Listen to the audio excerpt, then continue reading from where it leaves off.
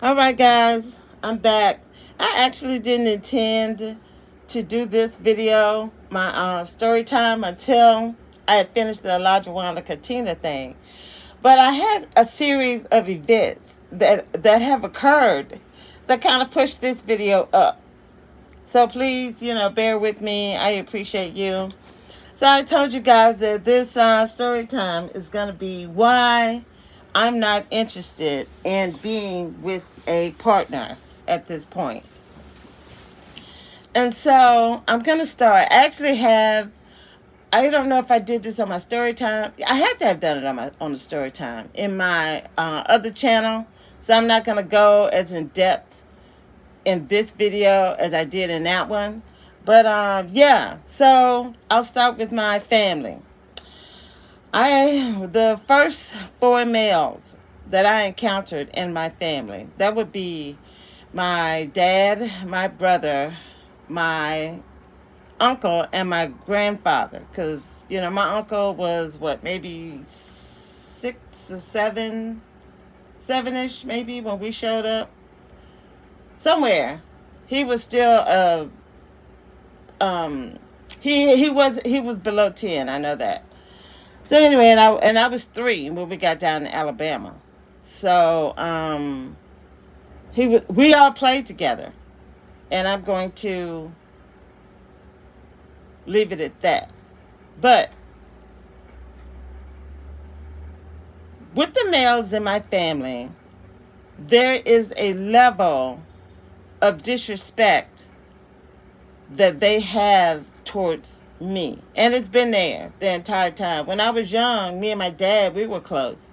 But then afterwards, after, I guess I started to grow up, there was a disdain. I can actively remember, disdain coming from him, towards me. And then my brother does the same thing. So, and my uncle, the one I was telling you about, earlier, he molested me. So the first 4 dudes I encountered in my life, in my family, my granddad, same thing, disdain. He would look at you and just, with some truth that he thinks, that he's giving you as a child. I mean, you're talking adult things to someone who doesn't even know what you're talking about. And there's no explanation. There's just, ugh. And it's like, wow, that's crazy.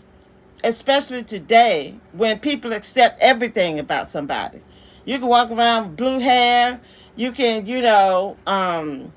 have sex outside of your marriage. You can have multiple children from multiple women, and you got this, that, and the thing. You can do all kinds of stuff in this country today, and people will accept you and give you money and, let you live.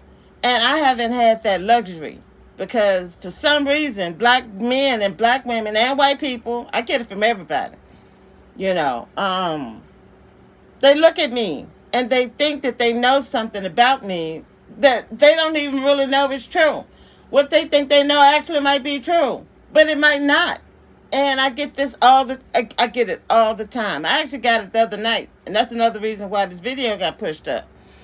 It's because one night it was white people that did it, and the next night it was black people that did it.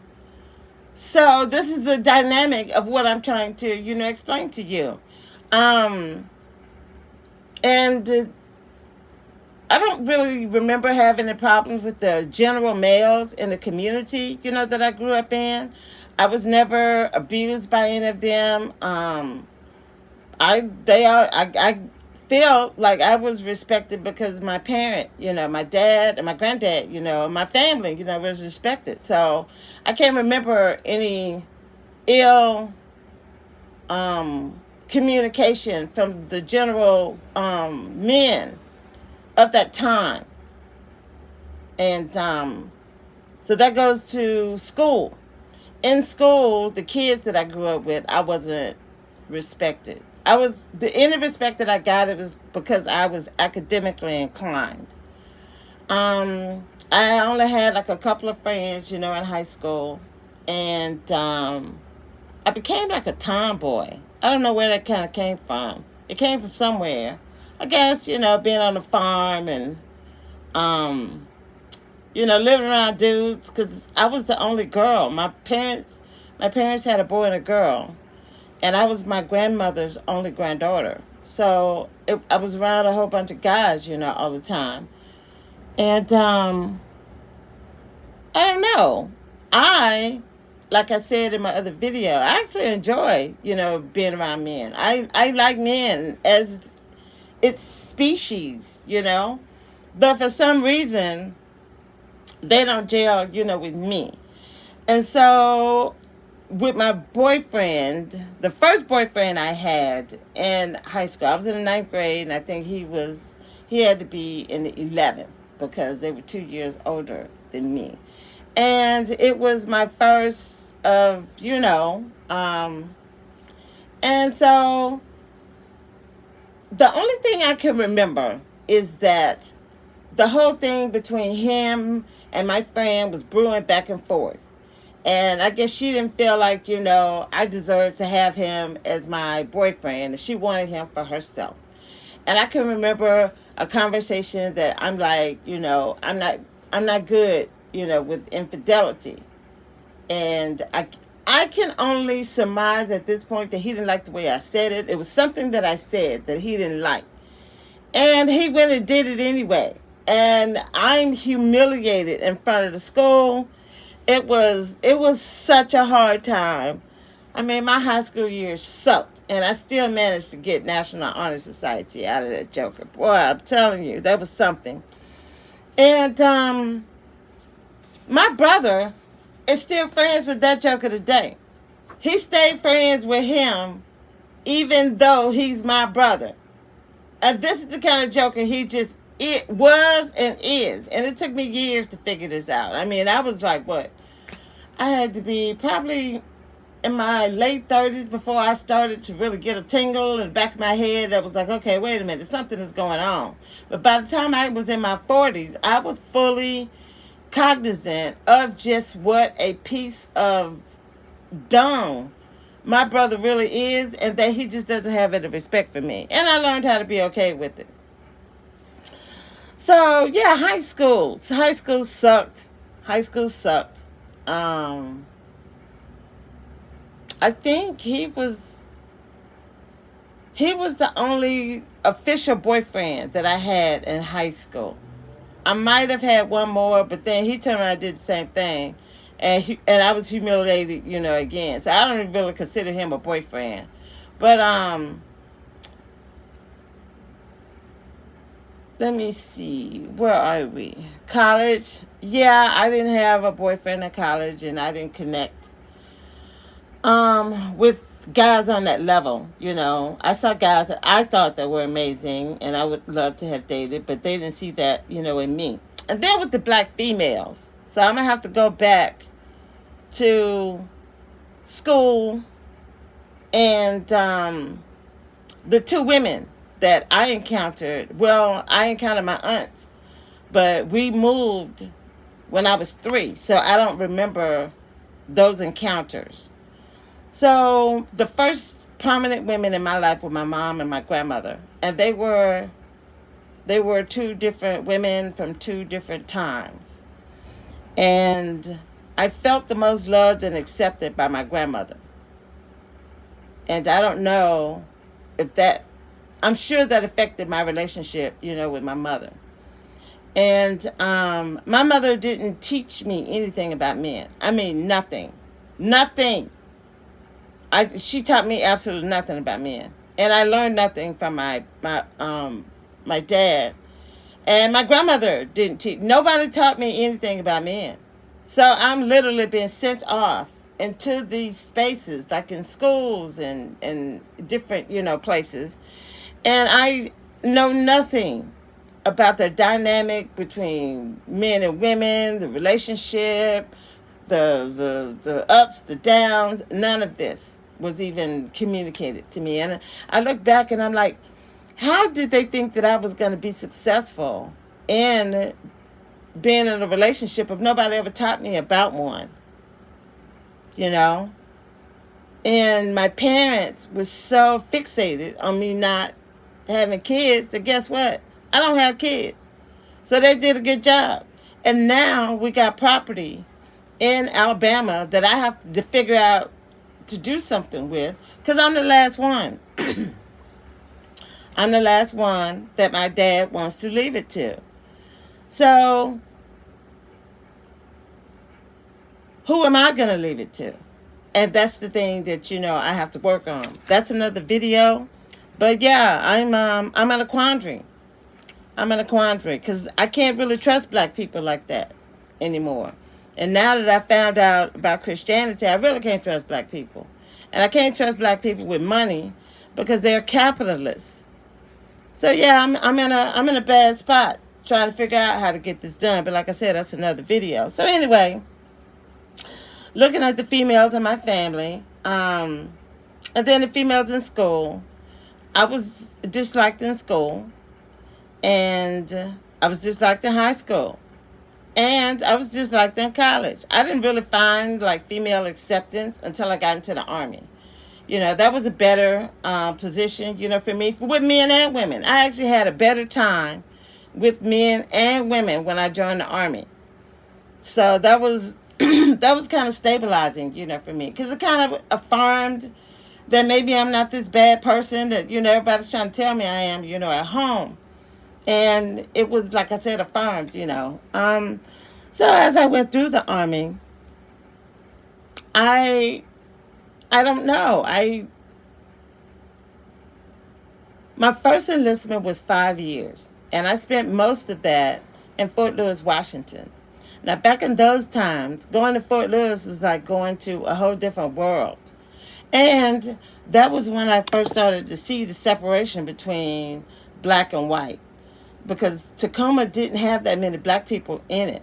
So a lot of the soldiers would be dating white women. And then when we would show up, it's like, I'm too country, or I'm not, I'm not effervescent, enough. It was always something. It was like, wow. But then the thing about the Army is that you do get a chance to meet guys from the South, and, y'all could chop it up. And so there was some opportunities, that was there that were coming from a place in the South. Those were the opportunities. Black men at that time were dating black women. You didn't have black men dating, we were just dating each other. So like I said, when I got to the Army, that all changed. But there was still enough. There was still enough, men that, I could get with, that went around. And yeah, it was good. I have some real fond, memories from being, in the Army. More fun than I ever had, being at home, being in school, or being, in college. So, then after the Army, I tried to get serious about going to school because I knew I was getting older and I wanted to go ahead and get my degree and finish. And so, it was hard. It's hard to try to concentrate on school and then try to find your mate and have friends, and it was crazy. But I can't say that I had any memorable relationships that I have any fondness. I think my last fond relationships were in the Army. Yeah, and it was a new kind of thing being a civilian after spending 8 years, in the Army. So to acclimate, and you got to talk to people, civilians, like I said, people who, but being in San Antonio, there was a buffer because it was a military town where you had a lot of retirees and you had families, so if he wasn't in the military, then he knew somebody, or his uncle or somebody, was in the military. So you kind of had that as a buffer, for this transition, that I had to make. And so by the time I got out here to San Francisco, I was 39, coming into my 40th year, right? I got here When did I get here?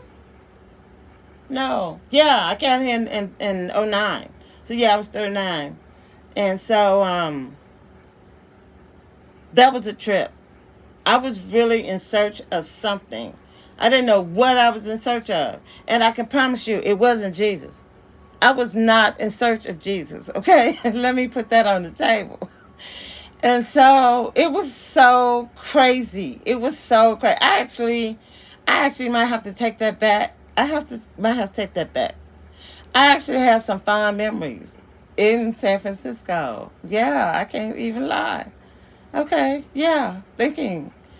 So anyway, I was looking and searching, and I ended up finding Jesus.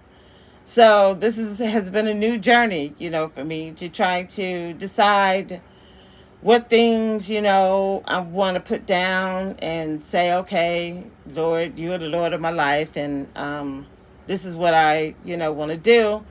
Versus, my flesh and things, that I enjoy and this, that, and the third. So I'm in this level of struggle. Whole different video. But yeah, so the things that I've changed my lifestyle since those times, when I first, got here to San Francisco. So yeah, I don't, I just don't see men the same way anymore. And it's really affected me, especially like my libido, with them. And I mean, I've been around some beautiful men. Whoa, girl. I've been around some delicious looking men. And they just don't do it for me like that, which I like.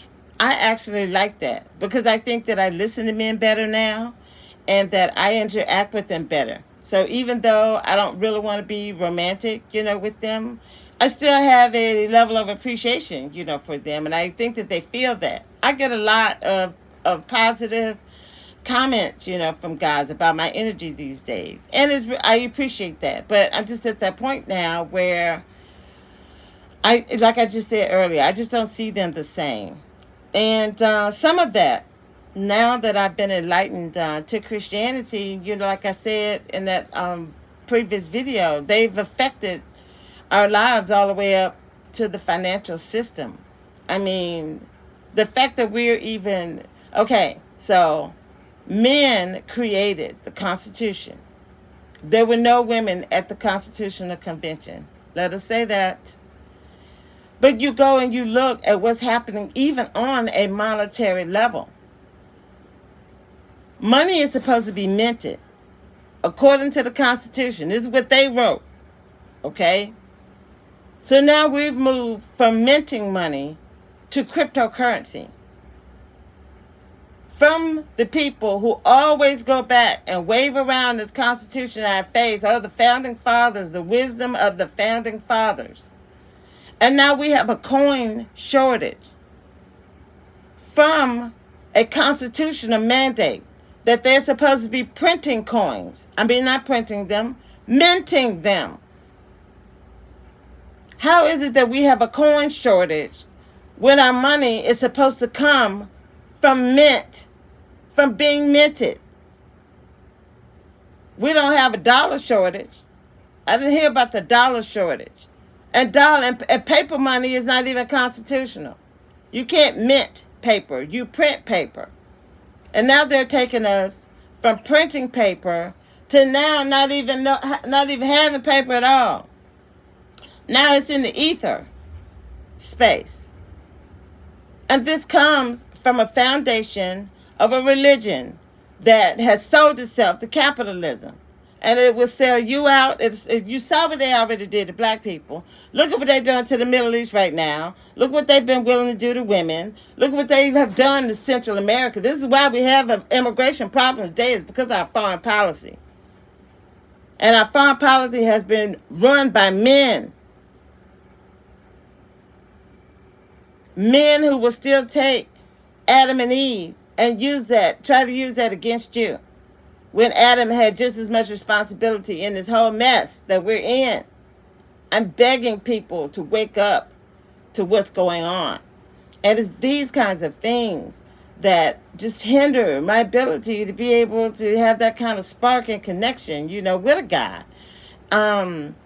it's it's something that I actually really appreciate having, because the last thing that I want is to be running around here chasing, behind some guy. And I got a story time about that. If I can fit it into this video, I'm gonna tell you, on something. So anyway, where I am now, I've already told you that it's really difficult. I mean, I'm stunned. If I'm able to really find that person that really flips that light switch on and has the capability of convincing me that this is something I need to pursue, I mean, I'm gonna be stunned. That's it. So I'm explaining to you how liberating it is that I don't feel that kind of sexual pull to guys, anymore. And I told you about how Christianity, is a foundation now for me. There's no Christian man, black, white, green, blue, or purple, that I would ever be interested in getting married to. There's nothing he could say to me that could make me interested in him in that way. And once I find out that you're a Christian, child, yeah, no, it's a wrap. As far as that, I mean, if you want to be, to know me as a human being, then yeah, that's cool. I don't have anything, against that. But as a romantic partner, as somebody that I want to marry and tie myself to, no, ever. So, I told you about my San Francisco midlife thing, and how I haven't seen anything that has made me change my mind about my current lifestyle.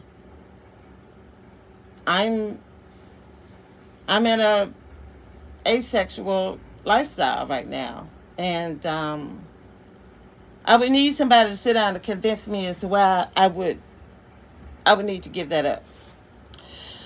So let me move away from that to some of the other things that have permeated, my consciousness, and why it's kind of hard for me to take antagonism from an incel or anybody from the manosphere when I'm looking at all this domestic violence. I'm looking at salary disparity. And look at nursing, because I actually have a nursing degree. It took me 7 years to get that degree too. So, and I got it, praise the Lord. But let's look at nursing. Nursing is supposed to be a female-based job. Male nurses have more power than female nurses in a female-dominant job. It's disgusting. It is really disgusting. And what I experienced with male nurses, they're actually more relatable than female nurses. Flip that around. Oh my goodness. It's insane. So anyway, they get paid more than we do. And we out there doing the same thing. Remember back in the day where women were persecuted because they couldn't produce a male heir? I mean, they felt so much the kind of way. Go look at the story of Henry VIII, when he couldn't get an heir. And now what do we know today? He couldn't get an heir because he was throwing out X's and no Y's. The female chromosome is XX, so we can't determine the sex of the child. Only the male chromosome, which is X and Y, can determine that. So he was the reason why he couldn't have a son. But the wives were the ones that ended up paying the price for that. It's just incredible when you really step back and you look at the male mind and you look at all of the destruction and insanity that has brought us to. And then you got women that are still out here defending that kind of mess, defending that kind of thinking, and allowing them to still have this measure of control over our lives. It's insane. It really is.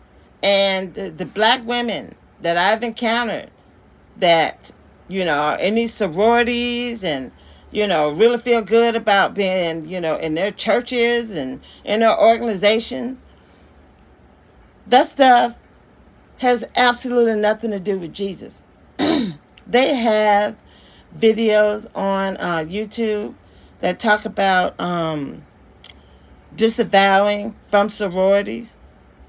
People in sororities that found out how ridiculous and insane their organizations are. I mean, you're talking about black people who abuse. I mean, remember how the overseer used to talk to the slave? Well, these are how black people talk to each other. And they do it, and they beat each other, and they kill each other because they have people that want to join their organization. So they put them through this crucible, like, experience. And then when they finish beating the shit out of them and, treat them like shit, then they want to say, oh, this is my brother and this is my sister. And don't you wish that you were in this organization? No, I don't. And I'm thankful to the Lord that he didn't have me go that way. I really am. I appreciate him. I did end up joining the Eastern Star, but that was a whole. Those ladies were mature and they were respectful, and it was nothing. I experienced no negativity in that, being around them. But I don't believe in the organization, and I am no longer, affiliated, with it. And so, yeah, you running around being prideful because you got your degree and you in your little sorority and, you got your BMWs, you wearing your Bugatti and you got your this and your that. And, yeah, you got the weave all sewn in, and then you want to turn around and talk to people, like they're beneath you.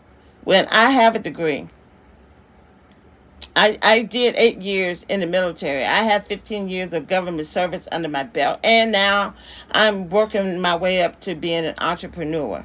So please, we in the W. I'm in the W with you. Hello?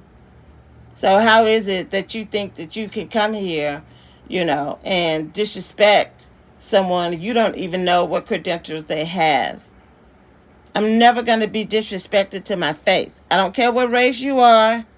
I'm never going to be disrespected to my face. And I told that bitch that it was bitches like her that keep us from being a community.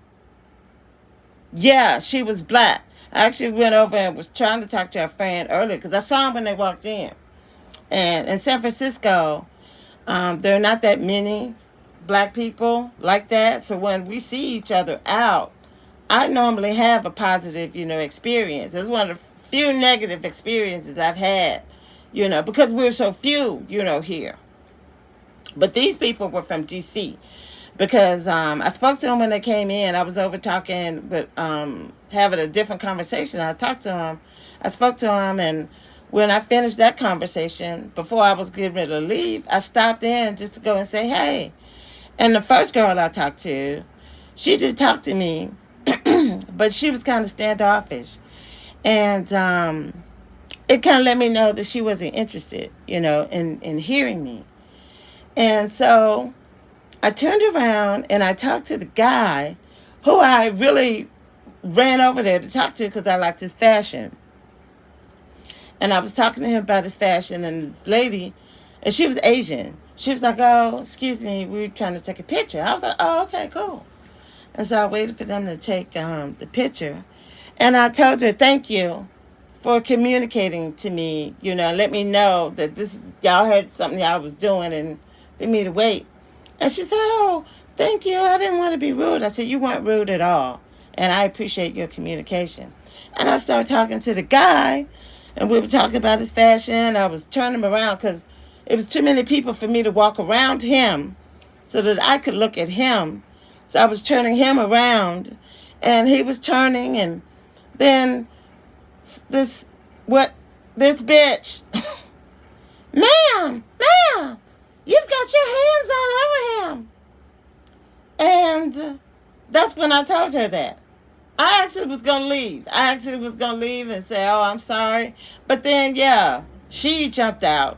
And y'all just do not want this bitch. You do not want this bitch to reside in me, to be out roaming around these streets Leave her inside. If I'm in a good mood, child, just go with it. Even if you think I'm crazy, just go with it. Because when that heifer jumps out, it is a whole different situation. And I had to let her know that that kind of ridiculousness is why, again, we are never going to come together as black people. I was touching on him.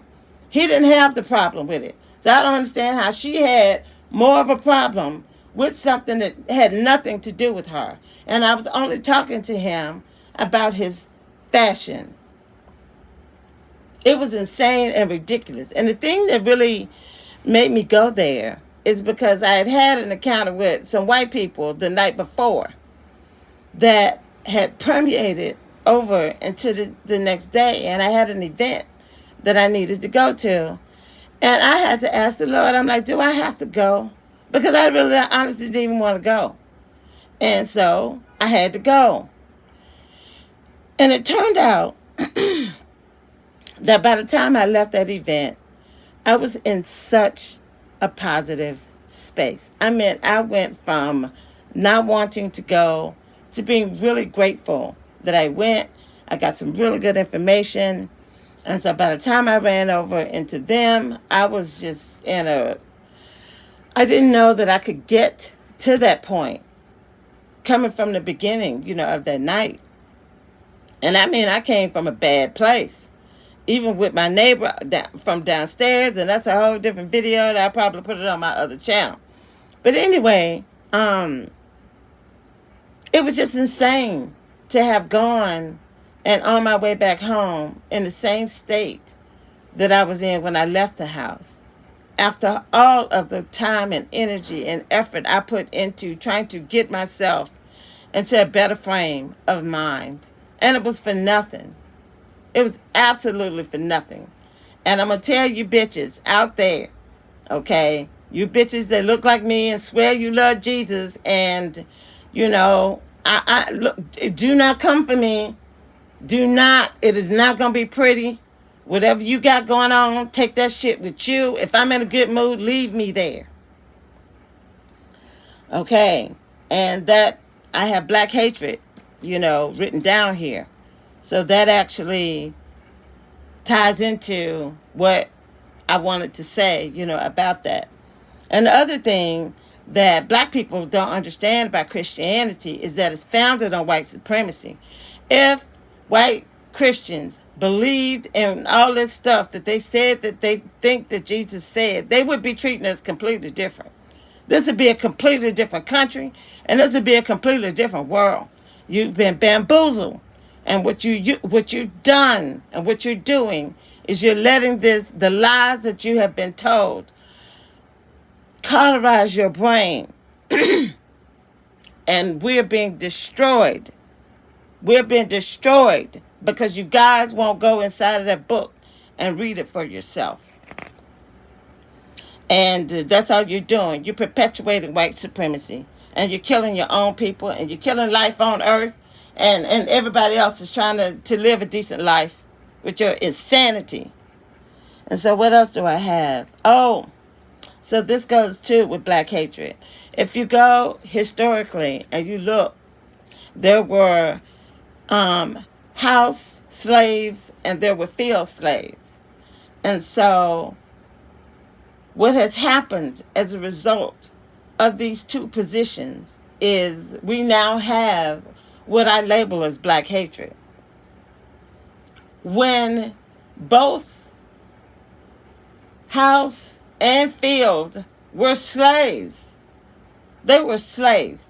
They had to endure ridiculous oppression. So the oppression was different, but it was still oppression.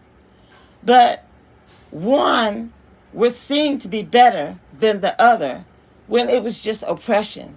And that kind of mentality is still within the black community today, and it's what's always going to keep it from being the excellence that it could be.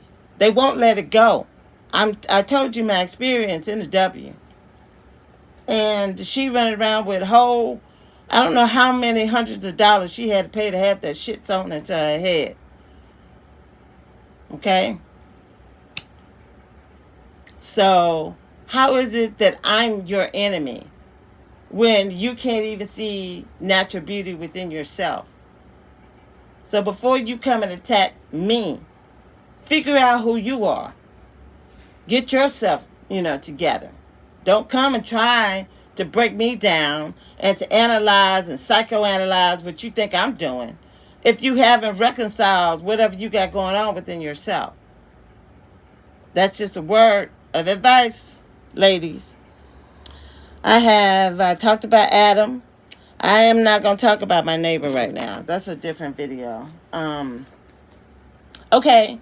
And yeah, I think I did. Hopefully I talked about this, but I'll reiterate it.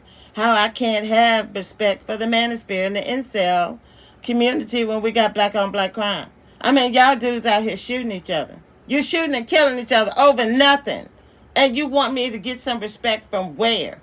And then you out here treating women like dung, beating on them, getting them pregnant, leaving them, going to jail, leaving them, leaving your kids, to be raised up by the government. And then you want when you tell me how, you give me a whole roadmap of what I'm going to need to do in order to have this much respect for you, let me know. I'm putting that out there. I need to be led by the hand. Like Helen Keller was getting taught, by her teacher. Okay, you're going to have to do the braille in my hand, and the light is going to have to shine for me to understand how I'm supposed to respect men who can't even keep their own community intact, who now don't even believe in their own religion.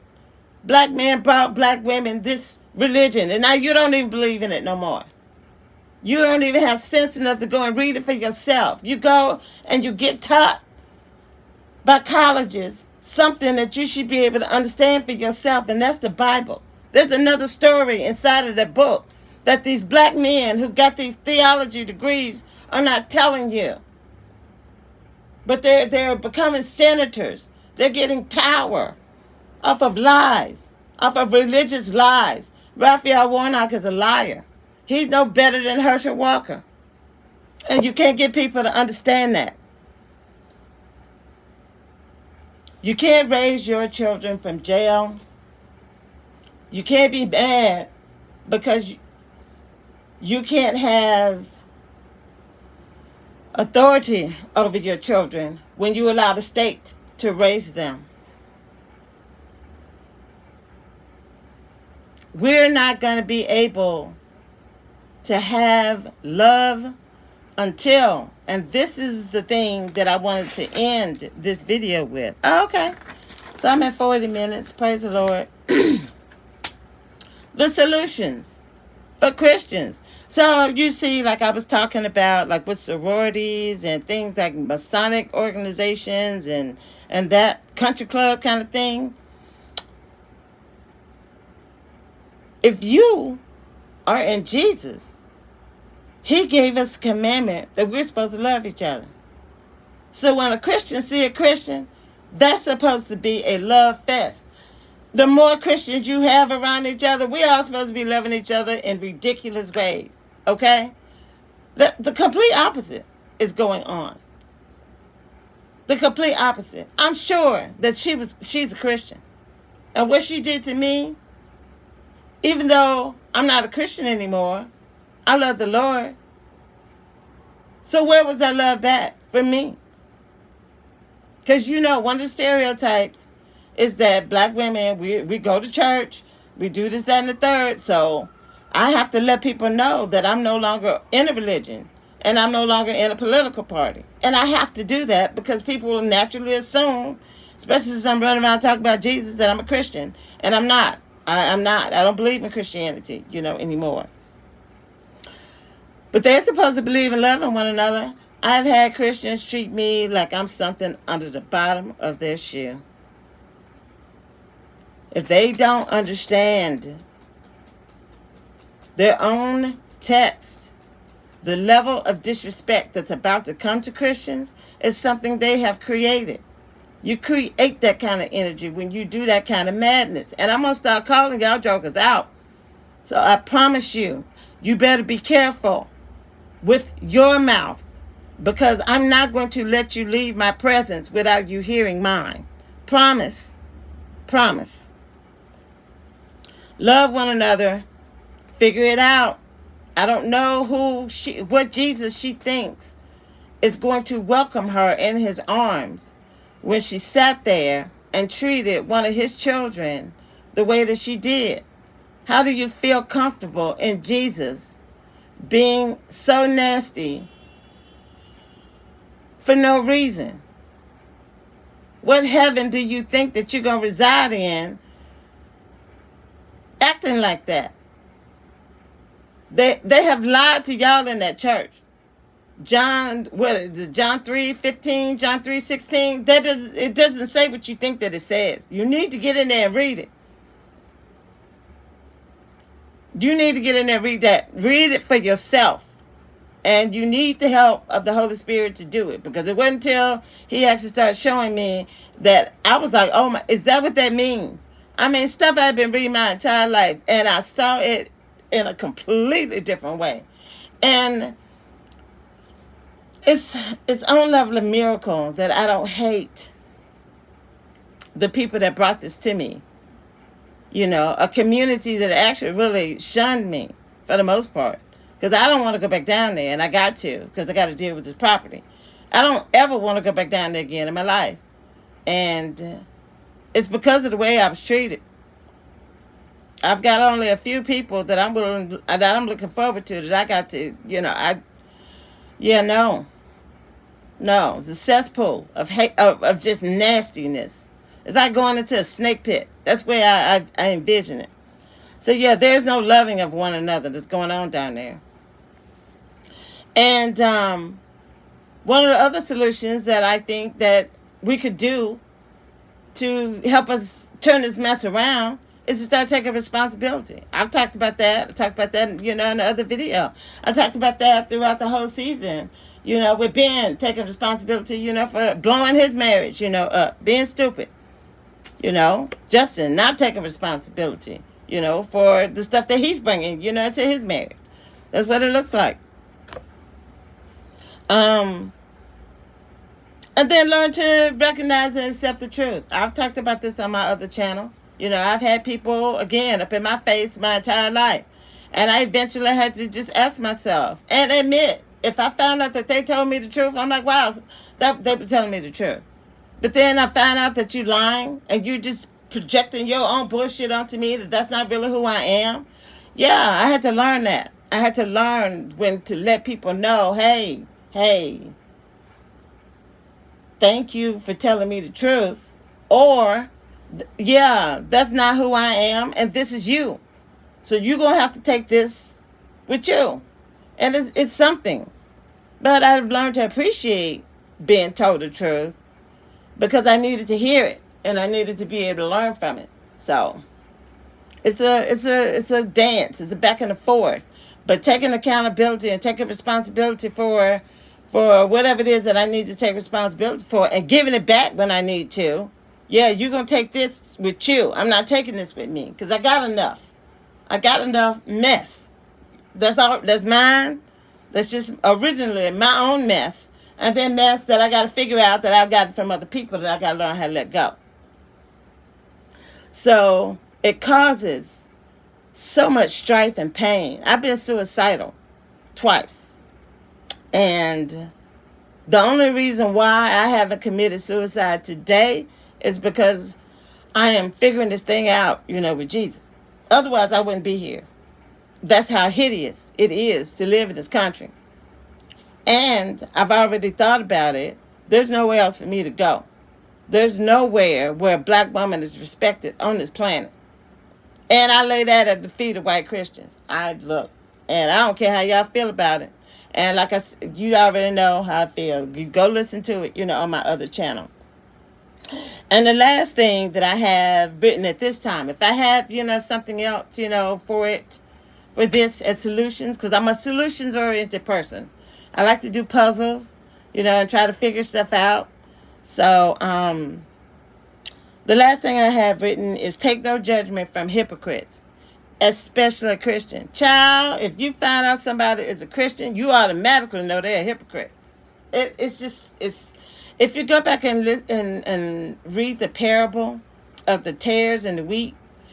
So the farmer, he sows in the wheat, and then they wake up the next day and they see that something else has been put into the ground.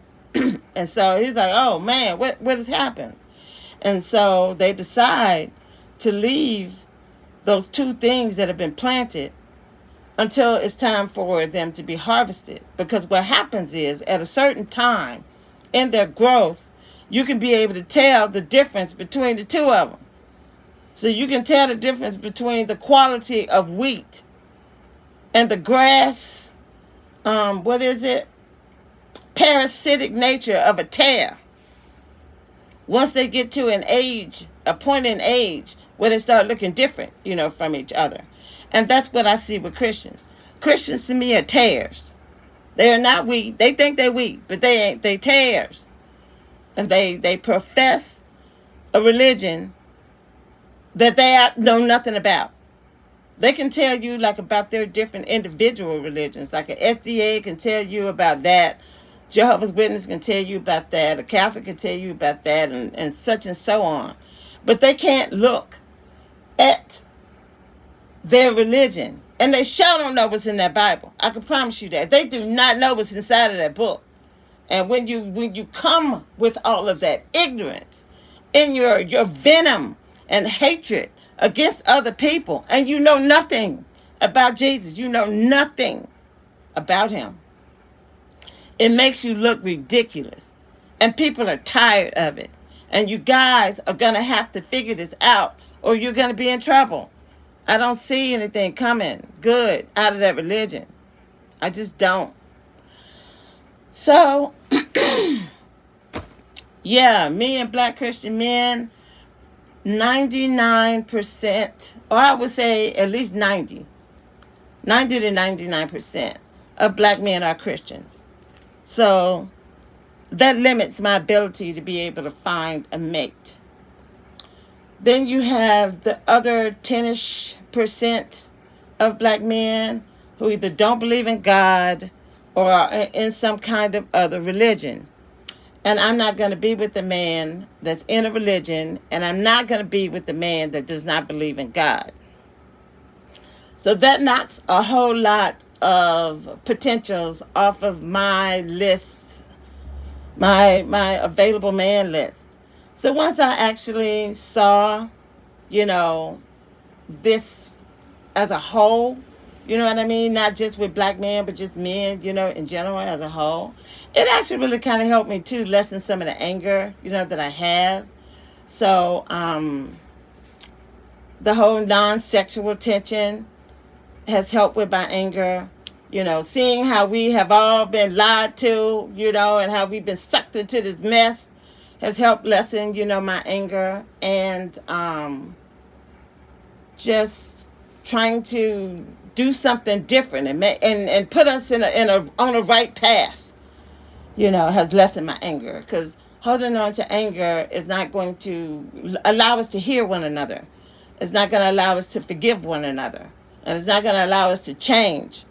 So I hope that kind of, again, makes it more clear why I'm trying to do, this married at first sight thing.